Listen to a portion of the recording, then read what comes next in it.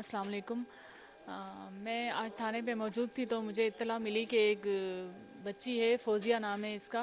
तो इसके साथ 2.5 साल से मसला हो रहा है। इसके सौतेले बाप ने ही इसके साथ रेप किया है।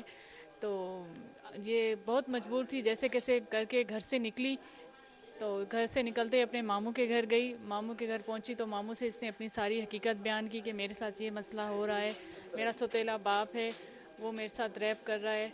इसकी जो मदर है उसकी डेथ हो गई थी, तो जब से ही इसके साथ ये मसला हो रहा है। तो बहुत ही डूब मरने वाला मकाम है कि एक बाप होकर अपनी बेटी के साथ इस तरह की हरकत कर रहा है।